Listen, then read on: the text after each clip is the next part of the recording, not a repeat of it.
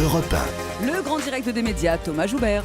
Avec le fait média du jour, c'est le top 100 des meilleures audiences de la télé en 2014. Un classement publié ce matin par Les Échos et Le Figaro. Nous allons vous révéler les chiffres et analyser ces résultats. Fred Hafner, bonjour. Bonjour Thomas. Vous êtes notre expert média. Alors, qu'est-ce qui a le plus plu aux téléspectateurs à la télé cette année?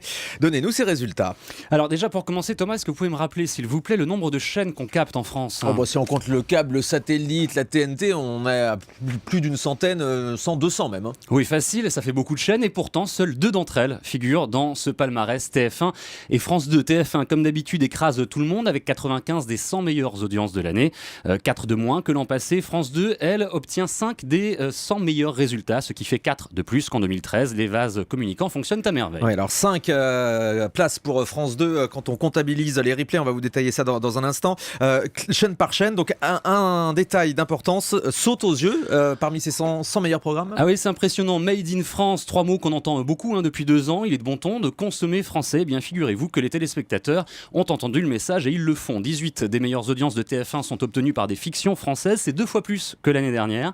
Et si on regarde les programmes qui ont le mieux fonctionné sur les principales chaînes du service public, France 2, France 3 et France 5, on s'aperçoit que 90% d'entre eux sont des productions françaises. Cocorico. Alors, exactement. Mis à part le Made in France, qu'est-ce qui a le plus rassemblé cette année à la télé? Sans surprise, le foot avec la Coupe du Monde. Oui. Qui rafle les 5 premières places. Le quart de finale France-Allemagne est évidemment numéro 1 avec 72% de part de marché, 16,9 millions de téléspectateurs. Le cinéma est aussi bien sûr dans le classement. Le film le plus vu à la télévision cette année, c'était Intouchable sur TF1 qui a rassemblé 49% du public présent ce soir-là devant son écran. Les séries aussi obtiennent d'excellents résultats et parmi elles Mentaliste qui cumule 20% des meilleures audiences de l'année. Esprit criminel et Profilage, une création française, figurent elles aussi plusieurs fois dans le classement. Sur France 2, c'est une série là aussi qui tire son épingle du jeu et je suis très heureux puisque c'est Broadchurch, excellente fiction britannique, dont la saison 2 d'ailleurs ne devrait pas tarder, on l'attend avec impatience. Broadchurch permet à France 2 de figurer 4 fois dans le classement. La médaille d'or pour le service public revient au JT de 20h de Laurent Delahousse, c'était le 21 septembre, il recevait Nicolas Sarkozy, venu annoncer son retour en politique. Oui, Broadchurch 4 fois dans le classement quand on considère les audiences consolidées, c'est-à-dire inclus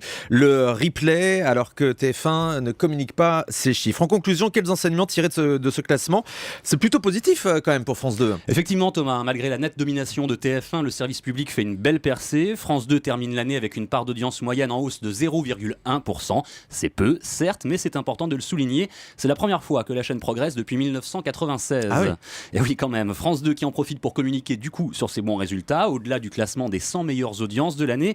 J'ai regardé ça de près, il en ressort que les programmes les plus regardés sur la 2 sont les séries. Je vous ai parlé de Broadchurch, mais Castle, Rizzoli and Isle et Fais pas ci, fais pas ça se font aussi remarquer. Les documentaires grand public plaisent aussi beaucoup. Rendez-vous en terre inconnue avec Mélissa Thoriot, Apocalypse, la Première Guerre mondiale ou le numéro d'Un jour un destin consacré à Anne Sinclair sont tous dans les 10 meilleures audiences de la chaîne cette année. Enfin, une personnalité se détache nettement quand on regarde les premières parties de soirée les plus performantes de France 2. C'est Patrick Sébastien.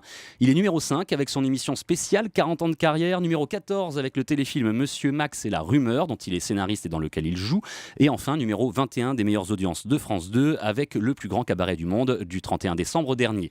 Des chiffres très attendus chaque année, les enjeux sont importants, on le comprend, et du coup des chiffres discutés aussi. Télé Loisirs conteste ce matin le classement du Figaro et des Échos selon l'Hebdo Télé.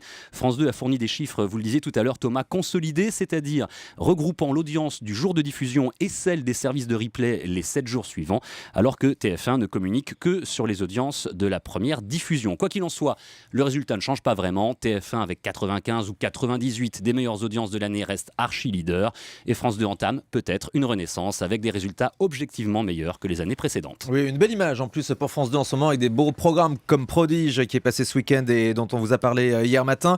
Le gros défi de France 2 pour la saison qui s'annonce en 2015, c'est évidemment l'accès, ce qu'il faut consolider. Nagui marche bien. Il y avait une petite faiblesse à 18h. Il y a Pyramide qui est en place depuis quelques jours maintenant. Pyramide qui est au-dessus du million hier, donc c'est plutôt prometteur. Et puis tiens, puisqu'on parle des audiences en access, à noter hier que C'est à vous avec ses inédits de Noël et du Nouvel An maintenant, puisque Noël est passé. Eh bien, les inédits de C'est à vous sont devant le Happy Hour de Thierry Ardisson sur Canal+. 880 000 téléspectateurs pour France 5, 846 000 pour Canal+. Voilà, on était complet sur toutes ces audiences et tous ces chiffres.